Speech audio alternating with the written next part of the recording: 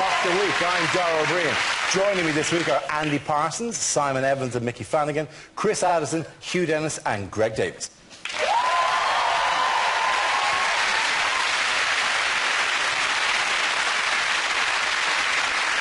We start with a round called Headliners. Here's a picture of the Lib Dem top brass recently. But what does CRCT stand for?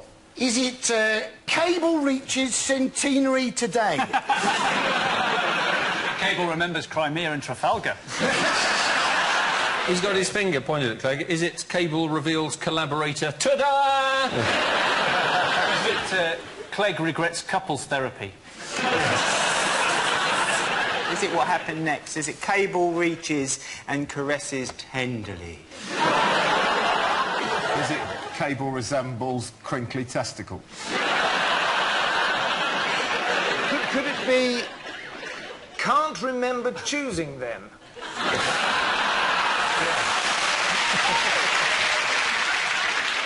Is it Cable realises Clegg's a Tory? Yeah. I think Tosser would have got a bigger... Yeah. So have a crack at that one. You make it political, I'll make it funny. Does anyone have the correct answer? Is it Conference reveals coalition tensions? That's exactly what it is. Thank you very much, Andy. Yes, the answer I was looking for was Conference reveals coalition tensions. This is the news that the Liberal Democrat Party conference has exposed growing tensions within the coalition. The latest claim comes as the party's president, Tim Farron, says the Lib Dems have become tainted by their association with the Conservatives, comparing the coalition to a marriage that is heading for divorce. Now, who's come out fighting this week then for the Lib Dems? They all have, haven't they? Yeah. Did you see what the slogan was for the Lib Dem conference? In government, on your side. And I was thinking surely a better slogan would be in government, still can't bloody believe it. This is a bit because it's a very fighting talk kind of conference, and it was like oh we're not the Tories. Oh, we're showing them every day. One of the things he said was we are blocking Tory laws every day, like they're ninjas, and these things are being flung out. This is going to be the biggest divorce since Paul McCartney dumped Heather Mills. Although, unlike the Tories, Heather Mills does lean slightly to the left.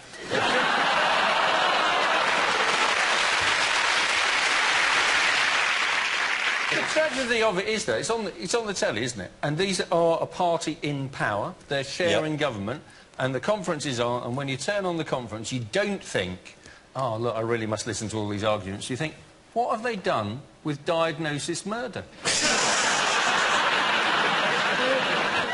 It's the language that the press choose to report it in that's amazing. The Daily Mail always choose words to make the Liberals look even more ridiculous than they actually are. They said that the Liberals were threatening to flounce out of government. We're going to go, come on, Vince, get your red box, we're leaving.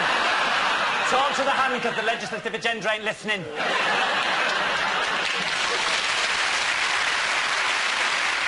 And he said we're punching above our weight. Yeah. Where I come from, that's a really bad thing. Well, you're punching above your weight a bit, aren't you? Yeah. In my town, you're punching above your weight if your wife hasn't got a beard.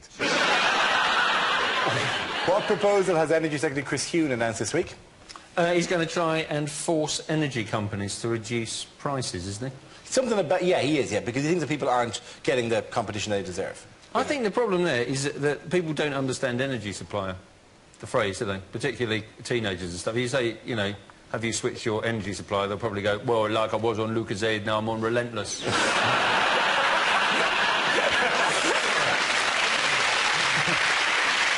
the problem. That is the voice of young Britain, right? I'm, in fact, on Economy 7. Oh. And that's supposed to save you money because the idea is you do things overnight. But I'm not sure it does actually save you money because you tend to put the washing machine to go on overnight, then you actually forget that you've put it on. 2 days later, you go back to the washing machine, smell the clothes, and I better put those on again. Isn't Economy 7 saving you money so long as you're using it in 1986? Not that I'm aware. I would say to you, Andy, that cookability is... And if you want to save energy, Andy, you want to fit the best. Fit Everett. It's called Economy 7! It is called Economy 7, yeah. Andy, I've got something to say to you. Boom, boom, boom, boom. That's so blue. Leave him. Don't take the piss out of him. He's got a tiger in his tank. The funny is, I don't get any of these jokes because I grew up in Ireland. I don't get any of these jokes. How about fiddly-dee, have coal? That wasn't a popular ad in Ireland, thank you very much. It would make things a lot easier if there was an actual difference when you switch supplier. If they went, I've gone from EDF to British Gas, and now, I don't know, it looks a bit French or something. Do you know what I mean? If it just had something about it, but it wasn't patently exactly the same gas, and just a different bill. What, you think the gas should come out in a different colour? Yes, I don't know, or shape or something. Oh, I like this. This is new. Ooh, dun dun dun dun dun dun dun. Every so often, a Sonnet Lumiere show would go on. My father is convinced that since they switched to a French-owned electricity company, that it's coming through slower. He is sure of it. I don't know what it means. And do you think that it's kind of coming with a kind of a French... I'll be there in a minute. Why are you so desperate to have a cup of tea? I'll be there. I'm still distressed to find out that my Economy 7 only existed back in the 1980s. In other news... Yes. What's going on here? Is it? Here's Louis with the over 25s. Is it the 8 stickers I need to complete my Panini... Got it. Okay, guys. Are they the victims of a nightman who's been gluing people to rulers? This is a campaign against selling Stella Artois. These are the women you end up sleeping with.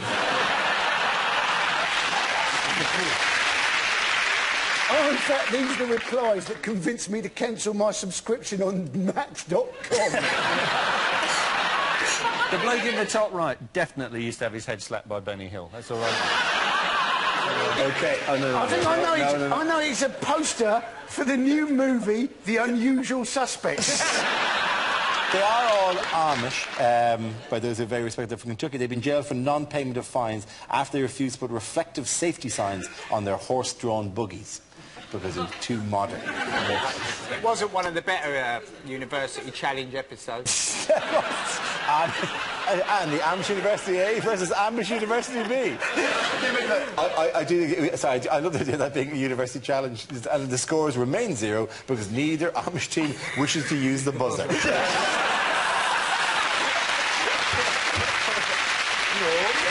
He looks so much guiltier, that bloke in the top right, than all the others, doesn't he? It's like Father Christmas has been hanging out with the wrong people. You want to have a look at one more, do you? Just have yeah, let's have a close up one more.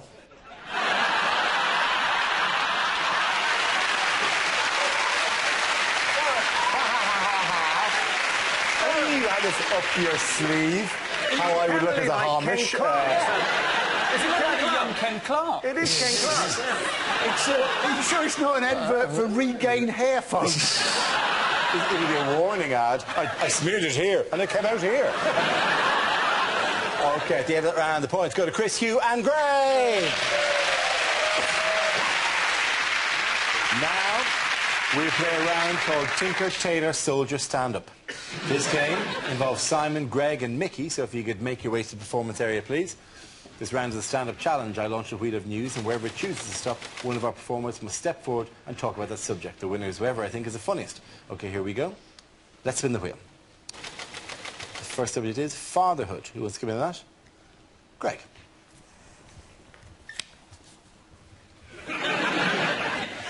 Yeah, my father has taken fatherhood in a very strange direction in the last few years. And it started about 3 years ago at Christmas when he announced to me, and this is a quote, and all of what I'm about to tell you is entirely real. This happened. He said to me, "Son, I am 72. I said, "I'm aware of that." He said, "Yes. I've decided from now on I should start behaving exactly as I see fit." And I said, "Well, I would welcome that." He said, "I'm glad you agree, because when you come home for Christmas, you'll discover this year that I am wearing a Christmas outfit." I went, "All right then, I got home and, true to his word, he was wearing a Christmas outfit. I swear to you, it was one giant pair of white underpants that stretched from his knees to just below his nipples, and a novelty Santa hat with a flashing bulb on the end. And he came downstairs, and this is a quote, "Do you like?" I said, "I find it a bit challenging." He said, "I don't give a shit what you think." And he went off to eat some cheese. This is where it gets weird. I went out that night with some of the people in my hometown. Midnight, anticipating me coming home, my mother tells me he did this. He went upstairs in his Panther outfit. He went to my mother's sheet drawer, for she has one. He took out a double white sheet, he placed that over his head, he went out into their garden and he hid in a bush. With a view to giving me, his then 40-year-old son, a bit of a scare. Presumably, my mother is so sick of his shit, she decided not to tell him something that she full well knew, that on that occasion, I'd stayed over at a friend's house.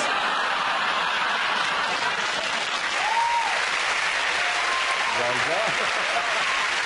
OK, let's spin the wheel again. The next subject is class. Who wants to come in on that? Simon. Class, yes. This is a society, our country is a society driven by class. I was very much aware of this when I lived in Brixton for many years. Yeah, exactly. No, seriously, the streets of Brixton are littered with homeless people, vagrants, derelicts of one kind or another. It's very distressing if you're trying to pursue a middle-class path.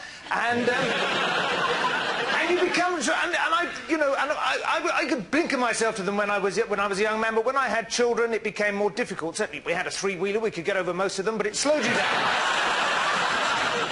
And it would puzzle me why they were there, to be honest, because, I mean, homelessness is very sad, but why, if you're homeless, would you choose to stay in Brixton? The one advantage of being homeless is you can choose where you live. A couple of hours walk, you could be in the countryside, a couple of vouchers out of the Daily Mail, you could be in the south of France by the weekend. Pick up some cheap booze on the ferry, they like a drink, don't they, the homeless, as a rule? I don't want to tar them all with the same brush, although if you sleep on the road, that will happen sooner or later.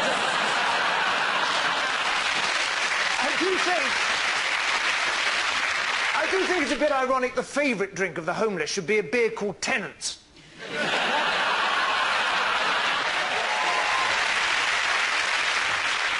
OK, that leaves us with Mickey. Let's see what you've been left with. Let's spin the wheel.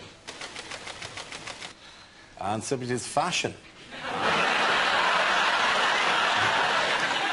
Now, I'll tell you about fashion. Now, a few years ago, I was looking for a new image. So I started going on stage like this, thinking that'll create an image for me. They'll go, "Oh, you've seen the geezer, stunning looking. Where's his top button done?" But I subsequently found out the image this tends to create is you're a wanker. So I looked into the whole issue of it, and I'll tell you the situation with the shirt button, OK? So, because the people don't really thought of like that, they tend to undo their top button. There we go. It's better, isn't it? However, it's not enough. Still a bit too high. Still a bit of tension in the room. What you really want is one more. Watch. See that? It's palpable, isn't it? Everyone's going, whoa, thank God for that. That is the level of buttonage we require from a man going out for the evening to the all bar one. Very good. However, if I go one more, I'm suddenly back to being an arsehole again.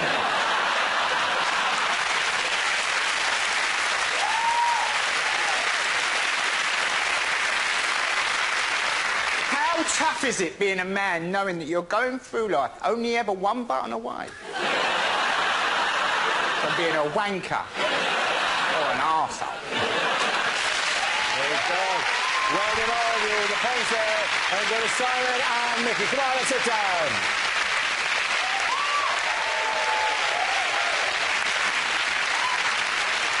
Our next round is called If This Is the Answer, What is the Question?